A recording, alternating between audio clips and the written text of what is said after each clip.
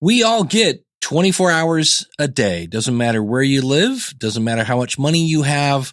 We all get 24 hours. And some of us realize the opportunity that those 24 hours represent. And others, like me, when I was 16, sleeping until about, 3, we kind of just let those hours go by. After all, there are more hours on the way. And in 2 weeks, we're going to do an episode about how long it takes to create an episode. And as I hit record on this one, I'm already 2 hours in. I've done 2 hours worth of research, organizing my thoughts, things of that nature. If you haven't submitted your answer yet, how long does it take you to go from idea to publish? Please go to schoolofpodcasting.com/question before November 26th. But today, I'm going to give you some tips on how to speed up your workflow. Hit it, ladies. The School of Podcasting with Dave Jackson. Podcasting since 2005. I am your award-winning Hall of Fame podcast coach, Dave Jackson, thanking you so much for tuning in. If you're new to the show, this is where I help you plan, launch, grow, and monetize your podcast. My website is schoolofpodcasting.com. Use the coupon code LISTENER. That's LISTENER when you sign up for either a monthly or yearly subscription. And so today we're talking about time management. And I know I've talked about this in the past. It was way back on like episode 6 something. And I've got some new information, so we're going to revisit it. And some things like your time is worth revisiting. And one of the things you want to ask yourself is, how much is your time worth? I mean, really, how much is it worth? I recently spent $250 on a slightly used dishwasher for my house. My house that I live in is actually moved back into the house I grew up in, and there is no built-in dishwasher kind of thing. And so I found one, and it was $250. And I because I've been tracking my time because of this whole episode that's coming up, I found out I was spending 10 to 15 minutes a day washing dishes and things of that nature. And I now know that I run the dishwasher 3 times a week because it's just me, not a lot of dishes. And that's going to give me back 30 to 45 minutes of time. That is an extra 2 hours of extra time a month. And if you add that up over a year, it's definitely worth the money. I spent $250 to get that time back. And so that's kind of the things we're talking about today, because I see some things that people do, and sometimes we need them and sometimes we don't. We're going to talk about that probably in 2 weeks, but I want to start off with some tools that I use. And that's the first things first we need to talk about. Your flow may be different than my flow. Podcasting is a very unique art, for lack of a better phrase, because there is no kind of one size fits all. There are best practices, and I'll explain mine and why I use what I do. But in the end, I came up with my flow after trying a couple things, and I went, you know what, this seems to work the best for me. So if you've only been doing podcasting one way, if it's working for you and you're not crunched for time, then keep doing what you're doing. But if you're a little stressed out, if you're a little pressed for time, then you might want to try mixing it up a bit. So here are some tools that I use. I use Evernote, and there are other things like Evernote. There's Microsoft OneNote, there's Trello, things of that nature. My main thing is Evernote. And then for staying up to date on deadlines and for things that help me prioritize my task list, and I love it because it integrates with the woman in the tube from Amazon, is Todoist.com. That is my to-do list. And that thing it's funny, when I really am my most productive, I live in that software. And then there are other days when my first to-do item is to check my to-do list. That's not a good sign. You can't have 5 number one priorities. That doesn't work. Now, if you're a business, if you're an entrepreneur, for keeping track of my income and expenses, I used to use FreshBooks, and I moved to a software called and.co They have been purchased by Fiverr and they've been rebranded Fiverr Workspace. And this has a smaller feature set than some of the other kind of accounting software programs. But if all you need to do is track your income and expense, I absolutely love this software. It makes taxes much easier to do. And all those tools, Todoist, Evernote, Fiverr Workspace, they all have a feature that enable you to send email to their service. So if I see something and I was like, ooh, I want to mention this in a podcast, I can send it to Evernote and have it go right into a notebook for this podcast. If I go, ooh, I need to follow up with this person next week, I can send it to Todoist. And if I go, oh, here's my bill from such and such, I need to track this as an expense, I can send it to Fiverr Workspace. I'll have links to all this stuff out in the show notes at schoolofpodcasting.com/801. And I am going to take a tangent here because, well, that's what I do. I want to say thanks to everyone who had all the kind wishes. I had episode 800 last week. Thank you so much. I deeply appreciate it. And it was a different show. I do this every 100 episodes. And I talked about that podcasting isn't easy. And there are times when it's kind of a grind. And how do you mentally handle that challenge? If you haven't checked it out yet, schoolofpodcasting.com/800. This is episode number 801. And as you just heard, I'm a little ADD. So having things like Evernote and Todoist and Fiverr Workspace is really handy for me because I do kind of, if I don't have things right in front of me, right now I've got bullet points and things to keep me on track. But here's one thing that I learned that you kind of go, nah, that can't be. And it's true. And you're like, Dave, what are you talking about? Quit multitasking. And which is funny because I'm going to bet that if you're in front of a computer right now, you got two monitors, and which is kind of funny in a way when you think about it. And what you want to do is you want to avoid distractions. So this might be letting your family know that when mommy or daddy put this sign on the door, don't come in. It means turning off your phone, turning off Gmail, turning off Facebook. We'll talk about that as we go along. Anything that notifies you or sucks you down a rabbit hole to where you're going, why am I watching Ted Nugent videos from 79 at 4 a.m? How did I get here? Yeah, you need to kind of turn that stuff off. And if you are a creative person, and I'm assuming you are if you listen to the show, we all know what it's like when you get into that creative groove. One of my hobbies is guitar. And I remember when I was a youngin', I had a little studio in my basement. And I remember this one time I had a keyboard going and a drum machine and stuff. And I looked up and it was literally 3:45. And I could have swore it was like 10:30, maybe 11 p.m. tops. I had completely been immersed and everything was just flowing. And, oh, what if I put this on top of that and this and that? And all of a sudden you look up and time and space have just like gone into this whole new dimension. And you look up and you're like, wait a minute. It's been 6 hours. I've been in this room for 6 hours. We all know what that's like. And it's a great feeling when that happens, but that feeling is not a light switch. And this is why you don't want to multitask. Reports say that multitasking can reduce productivity by 40% because you're in the groove and everything is bopping and bipping and this is good. And all of a sudden somebody calls you up and you're like, wait, what do you need? What? Oh, no, that's not it. Okay. My sister is famous for that. And now I've got to get back into that. I want to get back and it's not happening. And one of the things that you have to realize sometimes is, number one, turn off your phone, put that baby on do not disturb. But when I forget to do that, and there's nothing worse than when the only person to blame is yourself. That is a hard pill to swallow every time.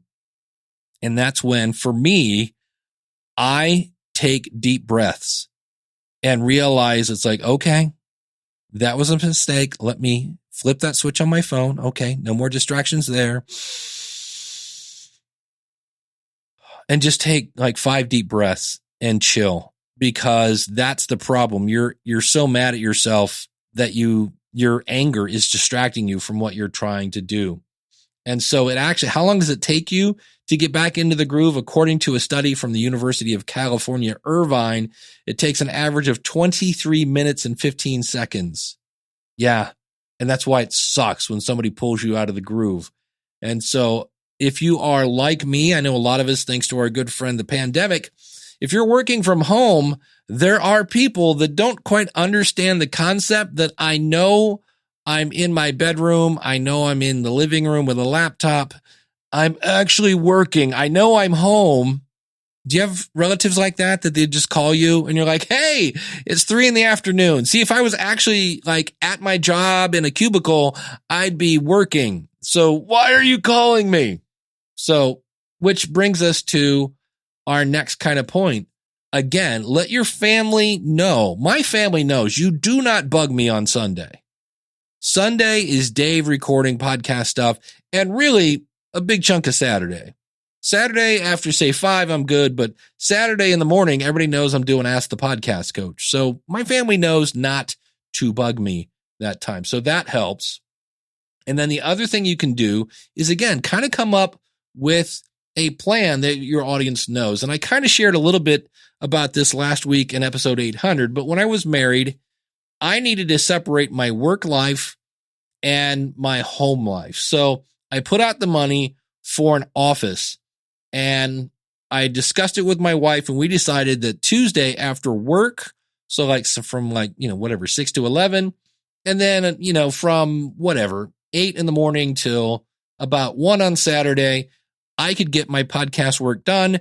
She didn't feel it was too much time, and that left plenty of time for the family, and we were good to go. So that was my block of time. So I knew that during the week, I would use my lunch hour. At that time, I was still teaching in the corporate world, teaching a lot of Microsoft Office and QuickBooks, and you guessed it, time management. And I would do research on my lunch, and I would put it into Evernote, and I would put it into Todoist and things like that. And any kind of audio research was done in the car on the way to work, often at 1.7x. And consequently, after doing all that planning and all that research during the week, when Tuesday came, I knew what I was going to say.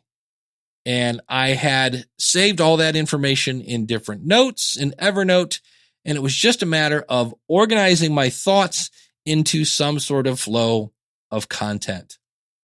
When I arrived at the office, I would fire up my email and check the subject lines to see if anything was on fire, basically. Those emergencies. And for the record, nothing was on fire, ever. We always worry about that. I need to have my phone with me in case there's an emergency. Yeah. I grew up in a period when there were no cell phones.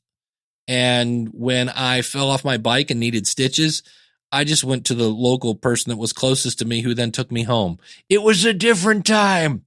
But when I go into my office, I close my Gmail, I close my Facebook, anything that's going to pop up and distract me is gone. And consequently, I was hyper focused, and I would record multiple episodes in 5 hours. I was laser focused. And there was a sense of urgency because I knew this was my allotted time. It was an opportunity to, if I made it that way, to be non-distracted and focus on my podcast. I valued my time, and I took advantage of that distraction-free zone that I had made. So keep that in mind. Now, if we fast forward 10 years, I am divorced, not because of the podcast, although we did have plenty of arguments about that, but I still organize my thoughts in Evernote. And as of this, as I'm doing this, as you hear me recording this, I'm looking at bullet points that I put together. I now organize my thoughts kind of in a Google Doc. But on the other hand, I just got off the phone with my brother. So I didn't turn off my phone, which was dumb, and had a quick thing with my brother. So it did take me a little while to get back in. And part of that is I feel, which is dumb, well, I don't have to worry about just Tuesdays and Saturdays. I'm free to record whenever I want. But there's a thing called, it's a current principle. It's actually not a principle. It's called Parkinson's law. And what this means, and I've done this, where I will say, okay, I'm going to do this tonight, and I will exercise as soon as I get done with the computer. And then, of course, I never exercise. And so there's a voice in my head that says, you need to exercise first. So I would. And I would walk around the neighborhood for an hour. And I'm like, an hour? That's a lot of time, Dave. You're really going to put the pinch on your podcasting stuff. And I never had a pinch, because there are many times if you have 3 hours to get a job done, you will take 3 hours. And if I cut that down to 2 hours, lo and behold, I can still get it done with 2 hours. So there are times that I know for me, as I've been doing this project and recording how long it takes me to do an episode, 1 week it took me 5 hours to do this particular podcast. The next week I had a football game on in the background. Now, granted, it was muted, but it took me 8 hours to basically do the same style because I kept looking and checking and things like that. So again, distractions can really bog down your production, your editing, all that stuff. So the other thing I want to point out is the importance of planning.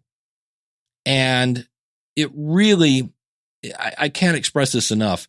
I know I think it's the US, we call them a seesaw. That might be the UK side of the pond. Some people call them a teeter-totter. That's a big board on like a thing in the middle, and one side goes up when the other side goes down. And on one side of that, if you look at a teeter-totter in your head right now, mine is green for some reason. On the left-hand side, put planning, and way, way up in the air there is, on the other side, is editing. And so when you have more planning, so let that teeter-totter now flip. Now, planning is way up in the air there on the left-hand side, and see on the right-hand side how editing has gone way down. So when you have more planning, you have less editing. And I don't know about you, but when somebody said, which one is more stressful on your brain, planning or editing? For me, it's editing. You're like, why do they say that? Should have done, and you're fixing things. Where when you do planning and you don't have to do editing, you're like, hey, this is a pretty good show. It just flows. It works. So for me, I write out my ideas as a blog post. And the reason I do that is because I used to write bullet points, kind of like I'm using now. I would expand on those bullet points, and I would then edit the show. And as I was uploading it to my media host, I would then expand on those bullet points. And inevitably, I would go, oh, you know what I should have said? I should have said that. So now I flesh out the idea of what I want to say. I record it, and then I boil it down to bullet points, because who wants to listen to me read? That's no fun. Now, does that mean you can't script your podcast? No, feel free to. My advice on that is write like you talk. Throw grammar out the window, because we don't write like we talk. We don't talk like we write. So I'm doing this from bullet points. But I do write out a blog post to figure out what the heck I'm trying to say. And so more planning equals less editing. We've heard all the cliches, right? Measure twice, cut once. I think it was Abe Lincoln that said if I had 4 hours to cut down a tree, I'd spend 3 hours sharpening my axe. So do put some plan into it. Trust me, if you hate editing and it's taking you forever to edit your podcast, maybe you readjust that time and put it into planning. Something else you can do is do the hard stuff first. And maybe that's why I write out the blog post, because when I'm done, my show notes are done. It really depends on what you're doing. But the reason you do that is, in theory, you're not as tired yet. You might have a little more energy. You might be a little excited to get to do what you want to do. And when you complete that hardest thing, you can kind of go, whew, that's out of the way. And you kind of give yourself a little, that attaboy, there you go, knock that one out. And now you only got this other thing to do. And hey, now you kind of feel like, look at me getting stuff done. Woohoo. And off you go. You end up with a positive mood, probably get a shot of dopamine in there or something like that. So do the hard stuff first. I know you don't want to do the hard stuff, but you will then also become, the more you do the hard stuff first, the hard stuff doesn't seem as hard. Why? Because you always knock it out of the park when it comes up to it. So it's just kind of a little Vulcan mind meld that you do on yourself to get things done. And if you're having problems figuring out what's the true priority, what do I really need to get done? One of my favorite books, in fact, as I was coming through this, I haven't listened to this book in a while. It's by Stephen Covey. Stephen Covey is the guy behind the 7 Habits of Highly Effective People. He wrote a great time management book called First Things First. And when I taught time management back in the day, I used to reference this book a lot. And he talks about important versus urgent. And important activities have an outcome that leads us to achieving our goals. And these could be professional or personal, right? It's important. But then there are urgent things, and urgent activities demand immediate attention and are usually associated with achieving someone else's goals, right? We've heard that, hey, I need this done by next Tuesday. You're like, what? They're often the ones we concentrate on, and they demand our attention because the consequences of not dealing with them are immediate. If you don't get this done by such and such, blah, blah, blah. That is urgent. And so something that is urgent and important is something we call a crisis. It's pressing problems with deadlines. Something that is important but not urgent would be something such as exercise, right? That's important, but it's not urgent. It could also be relationship building. It could be any kind of personal growth. It's important, but it's not urgent. However, though, if you think about it, if you ignore the important things because, well, they are important, they later become important and urgent. Hence, you know how you kept ignoring all the exercise and things like that? Guess what? Your body's breaking down, your kidneys don't work, things like that. So that's the way that works. There's urgent and important. And some things that are urgent but not important, well, that's the things like phone calls, interruptions, some email, right? It might be urgent but not important. Some meetings, things like that. And some things that are not important and not urgent would be busy work and time wasters, and in some cases, some pleasant activities. Oh, I love this because I'm just chilling and things like that. But for me, I often affectionately refer to those things as casturbation. And that's where you're thinking about swapping out a microphone, even though you like the way you sound, but Joe Schmo uses that and Jill Schmo uses this and things like that. It's not important and it's not urgent, but you're doing some work. So remember, there's urgent and important. Now, how do I speed up research?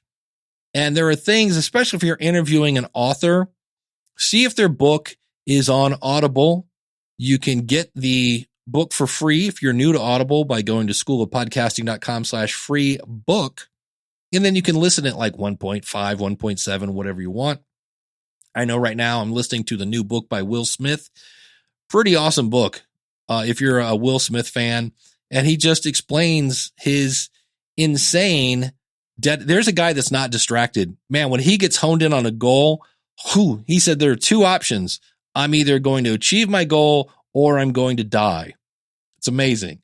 But how do I speed up my research if it's not a book? Well, I never, almost ever at this point, watch live television. I used to watch sports. I don't. I live by myself, so nobody's going to tell me who won. And I wait later, and I can blow through a football game in a quarter of the time because I'm skipping the commercials and things like that. I tape all of my shows. And if I happen to watch it on a computer, I can speed it up. If I watch it in the living room on the TV, at least I can fast forward through the commercials. So there is an extension for Chrome that pretty much let you speed up any kind of video if you're watching it on your computer. So what about speeding up the editing? Because that's where we all kind of stumble a bit. And one is to organize your content on your computer. Make a folder. I think it was 3 episodes ago, I talked about how someone had sent me a 10-minute voicemail. And I always when I'm done with one episode, I make the next folder for the next episode. So anything that happens to come in, any kind of voicemail, somebody sends me a because of my podcast story or a last 5 and 5 or whatever, I throw it in the next episode's folder so I don't have to go look for it.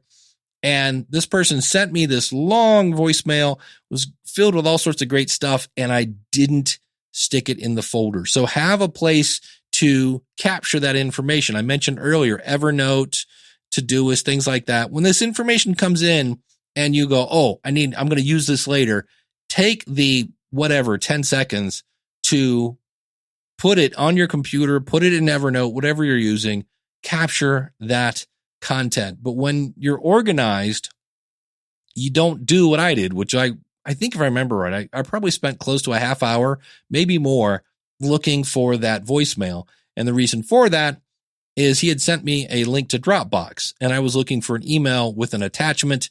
And here again, if I just done those steps, I wouldn't have lost that time. And that's really, you're usually not blowing like 5 hours at a time. It's 10 minutes here, 20 minutes there, et cetera, et cetera. And so, like I said, if you use a tool like Evernote, OneNote, Trello, whatever, set those up so that when the information comes in and you don't want to go, okay, I'll do that later, because you and I both know that's probably not going to happen. Capture it, put it wherever you want it. And then when it comes time to make your podcast, it's just a matter of just organizing the information that came in. So keep that in mind. Organize your content. I have an episode for each podcast. So I have a folder called SOP. I have inside that folder, I have a folder called production. I have a folder called episodes. And I think I have one called images. And the episodes folder then has, like, this will have a folder creatively named 801. And so that's where all the information goes for that. Here's another one that I am guilty of. And I was like, ugh. And here again, we don't have time to do it, but we do have time to do it wrong. I currently occasionally dabble in a software called Descript. It's pretty cool. You upload a file. It does a transcript. And when you edit the words in the transcript, it takes the words out of the audio file. Pretty cool. I've used it. It's kind of cool. And there are times when I'm a little frustrated with the results I get. And why is that? Because I've never taken the time to watch a tutorial. Because, I know audio. I do Audacity. I do Audition. Right now I'm recording into Hindenburg. Audio's audio, right? And it's just one of those things where you're like, yeah, you know what? I need to take the time to watch some tutorials. I mean, I am positive, as someone who works in tech support and has for many years, I'm either in a classroom or I'm on a computer doing tech support typically. And I am pretty sure everyone can benefit by watching a tutorial. And the reason we don't is our ego doesn't want to maybe admit that we don't know, which is kind of dumb because it's new. Of course we don't know it. And we think we can figure it out. And consequently, we spend time beating our head against the wall because why won't this do what I want to do? Whereas if you just watch the tutorial, you would know you just need to go control whatever, blah, blah, blah, and you would do that. So I know for me, I have learned that lesson and I actually take the time. And again, when I'm watching those videos, I'm using my Chrome extension to speed up the videos so I can watch them at a faster speed. And if you're looking for videos to watch about writing a book, well, then you need to go see my friends over at the Novel Marketing Podcast. A lot of podcasters plan to write a book, especially maybe you're going to do that in 2022. And Novel Marketing Podcast is there to help you. They have a 5-year plan. It's devoted to helping you develop Olympic levels of writing and marketing. And while it takes most novelists 10 years to get good, this plan enables you to do it in half the time. We've been talking about their 10 commandments of book marketing. And this week we're talking about commandment number 9. And that commandment says, "Thou shalt not publish thy first book first." I love this because so many people record their first episode and they're like, hey, it didn't catch on fire, and they put it out there. And I'm like, there are things called rough drafts. There are things called dress rehearsals. There are all sorts of things where you kind of typically don't do, or at least put into public, that very first thing you do. I have links in the show notes out at schoolofpodcasting.com/801 if you want to see the other 10 commandments of book marketing. And for more book promotion and publishing help, listen to Novel Marketing in your favorite podcast app or at novelmarketing.com, or just go to schoolofpodcasting.com/author.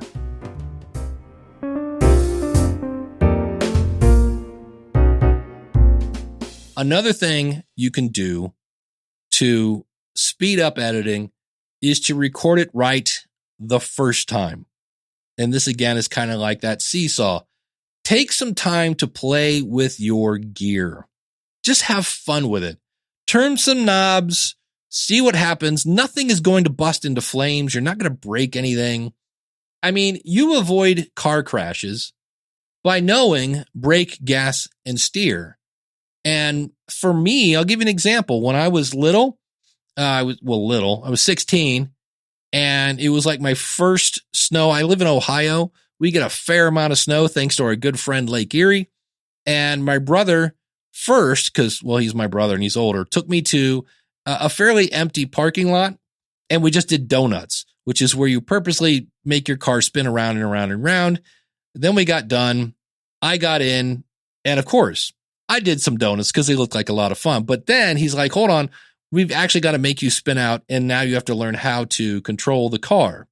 So you take some time to play with your gear so that you know how it works, and you can save yourself a ton of time.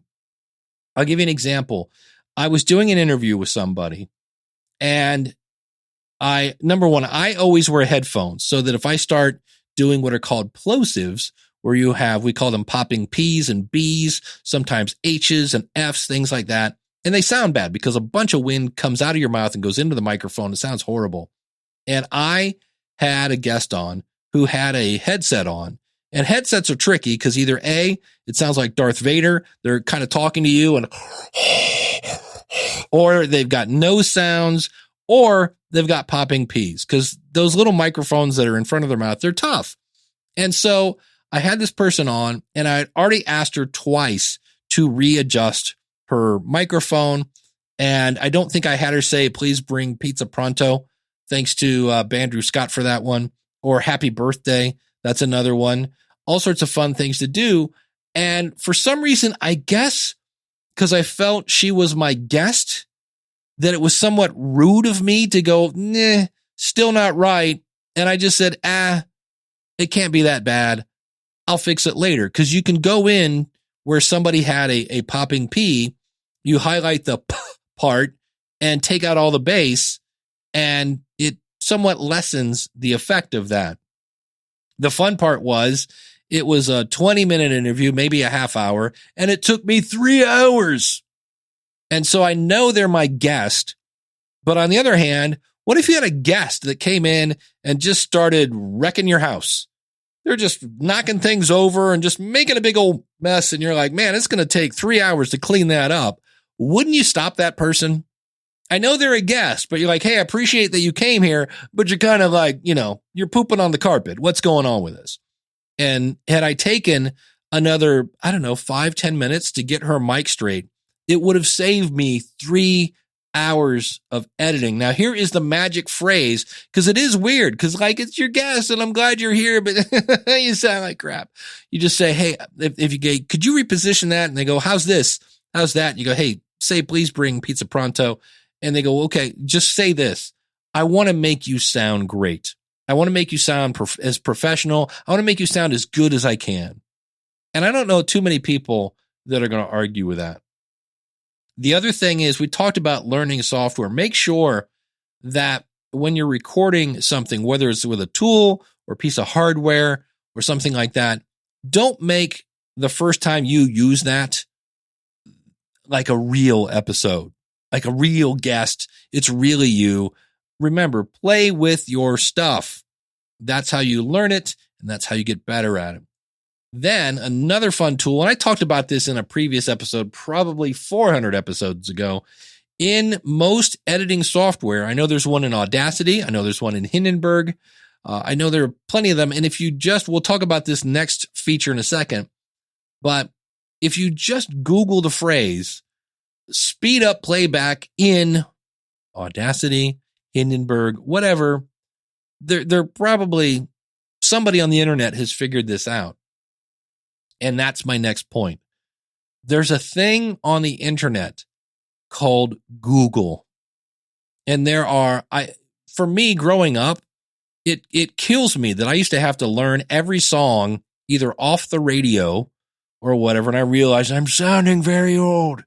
But the fact that I can go to YouTube or Google and get an answer in minutes, now granted, not everything on the internet is always accurate, but people that are spending bazillions of hours on stuff, ask them to go Google. He's usually pretty good.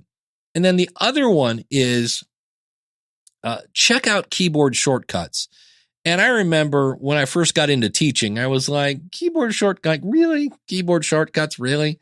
Yeah. And I of course, what did I do? I went to Google and I typed in, do keyboard shortcuts really help?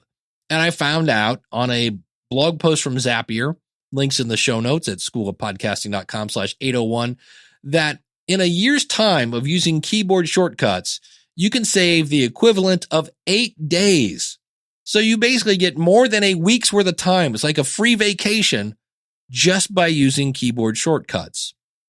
And so when you're using your software, one of the things I show at the School of Podcasting is, well, where do I find these keyboard shortcuts? Did I mention Google? Yeah, that's a good place. But I also show you how you can find them in the software. The other thing that can speed up editing is the better you know your audience, the easier it is to edit. I think I've mentioned this in the past. Many moons ago, I think it was one of the signs of Armageddon, I was in a country band, and we had a strict criteria of not only what we wanted to play, but what we wouldn't play. And there are times when knowing what you won't put in your show makes it easier to identify what you will put in your show. And so I've said this when it comes to interview. I listen to the question I ask. I then see, did they answer the question? And B, did the question bring value? And if it didn't, I delete it. It's kind of that simple. But knowing what who your audience is, I mean, think about it. Right now, there's got to be something that your mom hates. Like just, nope, mom is not going for that, right? So consequently, it makes it easy to shop for mom for the holidays because well, I'm not buying her that because there's no way she's going to like that. When you know who your audience is and a guest, or there's something that you start to say and you do a tangent, you go, yeah, that's got to come out. So speaking of interviews, know who you are bringing on your show. Again, we talked about different ways to speed up the research, and then know why you're bringing them on. This helps you come up with better questions. It helps eliminate you talking about things that are going to be edited out again. So again, it's really more planning and less editing. And then the last one to think about here is, and we've got some more tips as we go along here. If you go to audioeditingservice.com, that is my team. I have some people that approach me and we put together a team of audio editors. If it really is push for time, and I always say people pay in one of two currencies, you either pay in time. And as I get people's answers, some of us are spending a lot of time on editing and putting together our podcast. And that's not the wrong answer, by the way. There are no wrong answers to that question. How long does it take you to create an episode from idea to publish? Again, schoolofpodcasting.com/question. The reason we want to get that answer is we kind of want to see if we're in the ballpark. I hate to compare ourselves to others, but there are times when you're like, maybe I am doing something that I could speed things up. So, but think about this. That team will edit a 60-minute episode for $50. And if it's currently taking you $10 to $15 hours to do it yourself, that means if you take $50 and divide it by 15 hours, you are paying yourself $3.33 an hour. Yeah. And I think you're probably worth a little more. If you need the ums taken out, it's $81.25 an episode. And again, if it's taking you 10 to 15 hours to edit that out, that's somewhere around $5.40 an hour, something like that. So if you want more information about that, go to schoolofpodcasting.com/edit. So if you've got the time, if you've got the money, pay with whatever you have more of. And that's another one where you might want to try it because you don't know what you're missing until you are available to go to those things. So here's some other tools that I use. If you are doing any kind of like headliner or audiograms, you definitely want to check out Otter.ai. And this is a transcription service. I believe there is a free version of this. I use the paid version. But what I use it for is the other day, I knew there was an episode where Adam Curry had said that $600 were going through the value for value system on Podcasting 2.0. And I needed that stat. I couldn't remember if it was 60, 600, whatever it was.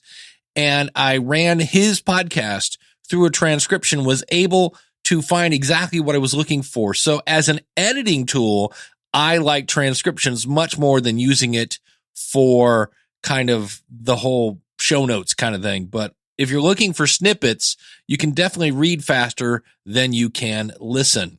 Another tool that I use for automation is Zapier. And this is a tool that basically can be described like this. You say, if this happens, then do this. And Zapier kind of connects all these programs together. So I'll give you an example. When you sign up at the School of Podcasting, I say, when somebody signs up here and they paid more than a penny, so that eliminates anybody that takes one of my free courses. If they paid more than a penny, then add them to my email list in this program. Automated. I don't have to worry about doing that. It happens behind the scenes. You can actually even test it. And that is one less thing off my plate. When somebody cancels, it sends me an email and says, hey, somebody graduated. You might want to remove them from the Facebook group, because I can't automate that, but I can automate the notification. And in fact, I think right now it puts it on my to-do list. So that's pretty cool. Anything you can automate. What I don't like to automate are things like tweets and things, because to me, social media, call me silly, I like to be social on social media. And I think Twitter and Facebook and Instagram, instead of saying, hey, episode 801 is out. Okay. But if I say something more like, do you know anybody who thinks they spend too much time on their podcast? Here are, 7 ways to speed things up. Give something your audience can use as a sales tool to their audience. And I'm not going to I might be able to figure out how to do that automated wise, but that's for me. I like to automate kind of the administration stuff. All right, here's another tool that I just started using last month, and I am amazed at how many times it goes, I don't think so. And it's called Freedom. Links in the show notes at schoolofpodcasting.com/801. And if you're like me and you just have a hard time staying focused, this Freedom software, and it works on Mac or PC, even works on your phone. And you can set it up to block websites when you turn this on. And you get to pick what gets blocked. So it's pretty flexible. And I have a couple of different block lists. Like I have one that's like super focused or something like that. I forget what I named it. And it basically blocks everything except like Hindenburg and a couple other things so that I can just put my head down and go. So it's called Freedom. And I'm just amazed at how many times, and you don't even realize you're doing it, that I'm working on something, I'm super focused, and all of a sudden all of a sudden my brain will like, oh, I wonder how much that is on Amazon. And I go over to Amazon and Freedom goes, I'm sorry, but no. And then you'd be like, oh, I wonder if there's a tutorial on that on YouTube. And Freedom goes, yeah, again, you're supposed to be working on something else. In fact, there's even a feature in it where, like, if I wanted to there, I could say, yeah, okay, guess what, Freedom, and quit the program. I can actually set it up to where I can turn that off and lock it. So it's like, no, you're going to stay focused. If you ever use the whole Pomodoro, I can never say that right, method, that's where you do like 25 minutes on, 15 minutes off, if I remember right. You can set it up to do that. It's a pretty cool tool. Again, you can check it out for free. And it also blocks across all your devices. So if you're like, which is tricky, you're like, oh, I can't get to it on my computer. Oh, I know, I'll go to my phone. Nope, don't think so. And you can get started for free if you want to check it out. And it will cover all of your devices, it says, for less than $2.50 a month. So if you're having a problem staying focused, I started using the software program and I'm like, oh, yeah, okay, sorry. And it just kind of politely nudges you back to what you're supposed to be doing. Textexpander is a tool. If you're a regular listener to the show, you're like, oh, Dave's going to talk about Textexpander again. But if you're using a media host like Captivate or Libsyn, they have a feature in Libsyn 5 in my case, called snippets. And these are things, if you type anything that you use over and over and over, you basically type it once. And in Captivate and Libsyn, I think Buzzsprout has a thing for sponsors that's similar to this, but forget using it for your media host. Textexpander is this. When I type in this, so for me, if I type in hashtag LIBSIG, it puts in my Libsyn signature. If I just type in hashtag SIG, it puts in my whole signature for the School of Podcasting. And I was looking into this, and what it is again, that's kind of a, if I do this, type whatever, then you do this. And now granted, I work for a company where I'm in tech support, and I used it 1,171 times over the last 30 days. That saved me 4 hours and 49 minutes. And you can actually use Textexpander. Again, here's another one where you can use it for free for 30 days. And then it's like $4 a month. But would you spend $4 a month to save 4 hours? I use it on the podcast rodeo show. I have kind of a template for my show notes. I just go to my description and type in hashtag rodeo, and there's my template. It's really, really cool. That's another way to speed things up. So as we wrap this up, take the time to learn the technology that you're using. Don't learn things the hard way. It takes way too long. And if you're doing an interview, know who you're bringing on and why. Remember, more planning equals less editing, and speed up your playback when you edit and automate when you can. Look for those things that you can type once and use multiple times. And of course, the last way to speed up your podcast in terms of editing is to just make it shorter. It's a thought.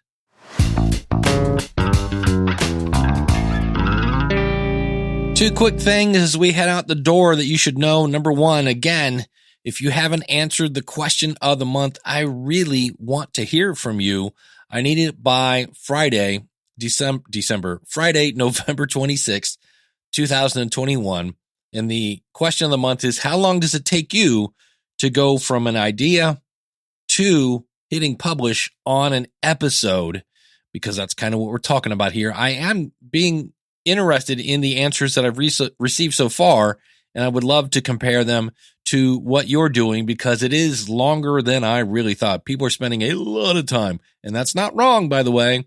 That's the whole point of this. We're just trying to see where people are, and where I need you to go to do that is schoolofpodcasting.com/question. That's schoolofpodcasting.com/question. The other thing I wanted to point out, if you are thinking of launching a podcast in 2022, you need to get that into Apple kind of now, because they go on vacation. I was listening to the feed from Libsyn, and their VP of podcast relations, Rob Walsh, said, if you really, without any hassle or worry, want it in Apple by January 1st, you want it in before Thanksgiving, which I want to say is the 25th of November in 2021. The drop dead, holy cow, the house is on fire date, if you want it in Apple by January 1st, is December 13th. That, by the way, is kind of an iffy, because what happens is it takes like a week to get approved, but behind the scenes, they have this thing called an API, which means when you submit it to Apple and you get approved, you're also going to end up in Overcast and a bunch of other shows. And it's those other shows that you may not appear in, because it has to kind of trickle through the whole Apple ecosystem to get there. So if you're thinking of launching a podcast, now is the time to get it into Apple. If you need help with that, I would love to help you out at schoolofpodcasting.com. You can use the coupon code LISTENER when you sign up for either a monthly or yearly subscription, or if you just need a quick 30-minute call to get you through that, we can do that as well. Next week, I've got an interview with Glenn the Geek from horseradionetwork.com. I caught up with Glenn in Florida, and he shared some stuff, especially from his audience, and I was like, yeah, that needs to be on the School of Podcasting. If you think that, nobody will listen to me, wait till you hear the things that are happening with Glenn's listeners. It's amazing. You can get these shows for free by going to schoolofpodcasting.com/subscribe and follow/subscribe in whatever app you want. And you don't have to worry about, am I going to get the next episode? Yeah, you are. And you also get access to the other 700 plus episodes that are in my feed, all for free. Thanks for listening. Thanks for joining me as I grab the podcast polish and buff the boring out of your podcast. I would love to help you. Come join me at schoolofpodcasting.com. Until next week, take care. God bless. Class is dismissed.